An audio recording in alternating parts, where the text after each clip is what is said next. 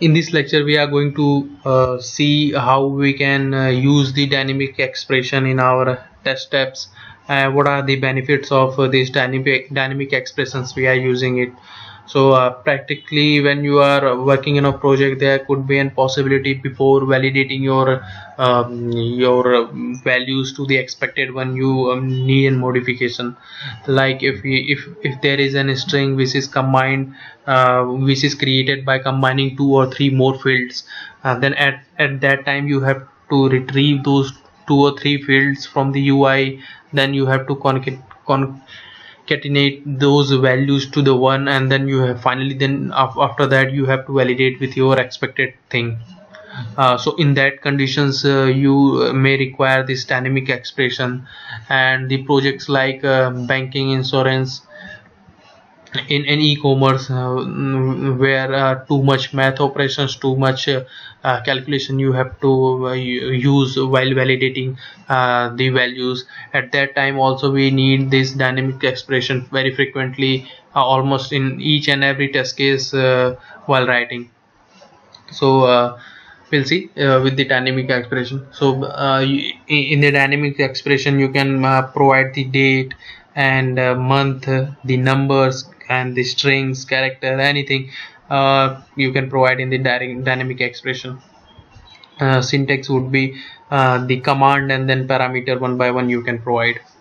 So at first we have this uh, intervals, and this is for the validation purpose. If let's suppose you have retrieved any value and those values are could be in between this and this interval. If I'll give you a practical example of it, if you have retrieved the card holder number and you are supposed to validate the card holder number must be in between these and these values, so you can use this interval in your test step to validate. Then we have a calculation also, calc. So this calculation is required some preconditions you must have in Tosca, that you must install the MS Excel to use this function, because this MS Excel, this Tosca will use the MS Excel settings for performing the calculation. And the syntax is, you can see the calculation and the operator of two operands you can use like that. And these operators could be the plus, minus, multiplication or divide, and the execution of an execution hierarchy of this operators are based on the PEMDAS rule. um, and uh, and if, at the last, if you see the example of it, it will show you how you can write it in your test step. If I'll give you the example how we are doing it, I have just write one calculation expression. I just wanted to add the value 5 and 12. So I can translate the value, and I can easily able to find what would be the value 17. Like if let's suppose you have certain things that you need from your previous test steps, then retrieve those value, save it in a buffer, and like that you can also use those value in over here. So if you have any previous test step that are retrieving the value of a and b, like that also you can create your dynamic expression. And you can combine those two values together before validation. This you can these things you can create based on your requirement, whatever the requirement you have. And then if you do not have the Microsoft Excel install, you can use the math instead of calc calculation. Math is also having the same syntax as the calc has, and it supports the two operands.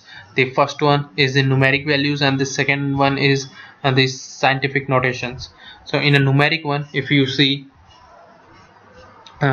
these much of operators you can use, and the description is also there. So if I'll use one math numeric operation here in my project, here in this test step, let me write it, math. I'll do the same thing that I have done in calculation.